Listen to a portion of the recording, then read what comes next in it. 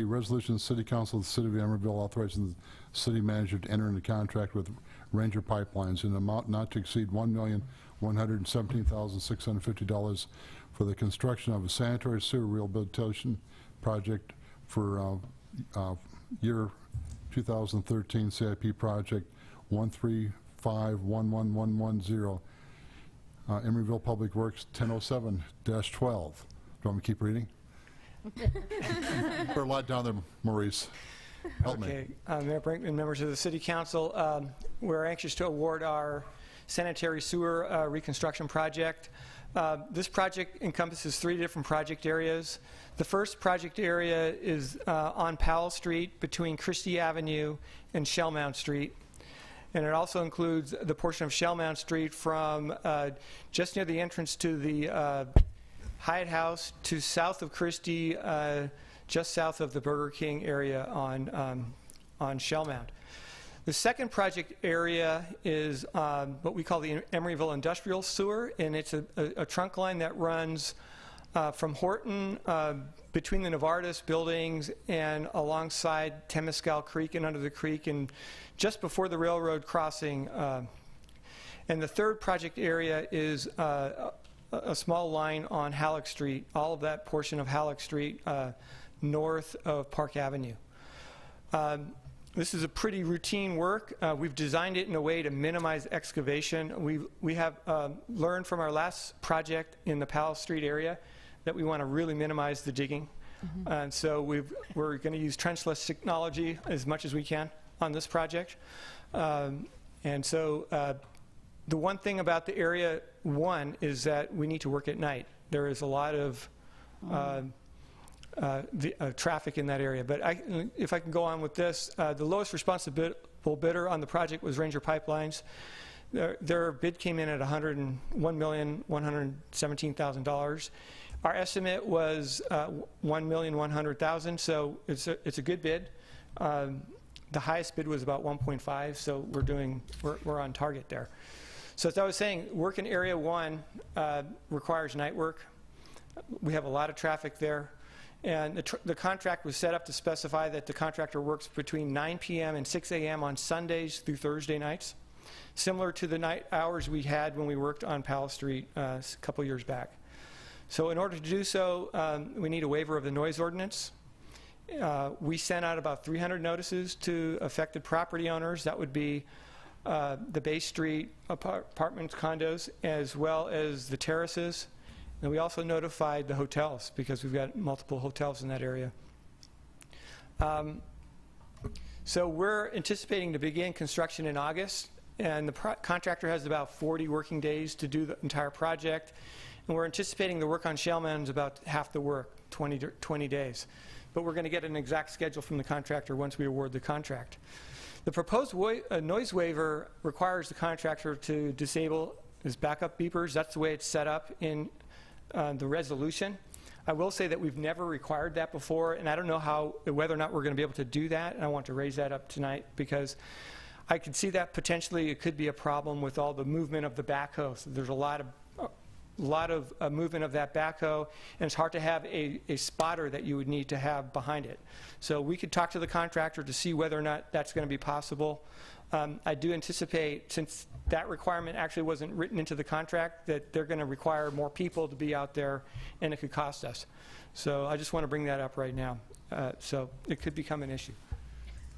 To summarize here, the total contract is going to be about, the total project cost is about $1.14 million, and we have funding to do the work in our sewer fund, and we have to appropriate the funds from the sewer connection fee fund in order to do the work. So the staff recommendation is to award the contract to Ranger, grant the waiver of the noise ordinance so we could do the work on Powell and on Shellmound, and to appropriate the funding. And so if you have any questions? Yeah, I do, because on Powell Street, we had a lot of extra charges because of unforeseen conditions. Right. Do you foresee, I know you're trying not to have any unforeseen conditions, Do you foresee unforeseen? but I meant we have to get serious about this number because I don't believe this number. So, We have really minimized our excavating. That was really key on the last job. We encountered unforeseen soil conditions that, we didn't know how to handle. We've learned a lot from the last job, and we've tailored our specs. In fact, we rewrote all our general provisions as a result of that last job. I can only knock on wood that we're not going to encounter anything surprising, but we do have a more reputable contractor. We've worked with this contractor before, and that will be a big help for us. We've minimized digging. Groundwater is always a question. We've written our specs to accommodate that, and so it depends on what kind of surprises we encounter when we do the minimal digging we do. well, let's hopefully there's no surprises. And if you But stick to your schedule, you'll beat the rain. yes, That's the That idea. compounded Powell Street before. Well, I would like to know. I think the council needs to know how much this is going to cost to have a flagger there, or some way to around this noise abatement. Either that, an extra cost per day, if they have to do that. So, okay, we can check back, although we will be starting work in this area in August, and you're not meeting in August. So, I could report back, and I can say that, if it's really cost prohibitive, we could always try to pay for it, but if we're not getting complaints, that's another thing. That's why I'd like to have it on a per day basis. Right. So then add per day, because we might be able to go work a month without any complaints and then have a Right. complaint. Right. So we can find out. Okay. Since, any council comments?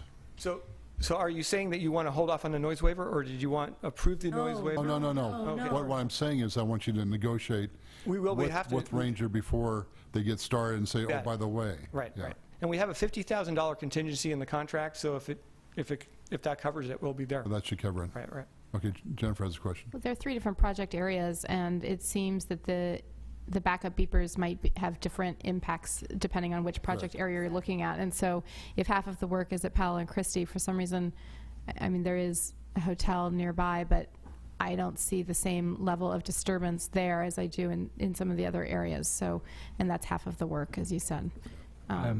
I would just note the noise waiver is just for the Powell Street area. Correct. We're only going to be Oh, working thank at night in Area 1 for the So it Powell does- Street area. Oh, the but rest the other is work not a will be noise waiver. done. Right. Thank you. Okay, good. Okay, this being a public hearing, I see the public, or one person from the public. Sharon Wilshire, I just have a question. Maurice, did you say this would be Sunday through Thursday evenings? Is that it? So not Friday and Saturday? Correct. Okay, because without, no decisions have been made yet, but in the item just before this and this one, you've managed to hit 2 spots where we may have the art exhibition, so I just was curious about Oh, the timing. You follow us around. This is not... Let's see, where's the art exhibition going to be this year? Let's do a public works project. So Sunday night through Thursday night, in order to avoid the Friday night rush to the movies, we didn't want to be out there on a Friday night. So, and we don't want to work Saturday night as well. So Sunday night through Thursday night. okay, well, make sure you keep in touch with Sharon We then. will. Any other public comment? I have a question. Yes. If I heard Dr. Kaufman correctly, that the resolution includes the use of backup beepers, so is the motion before you to require the backup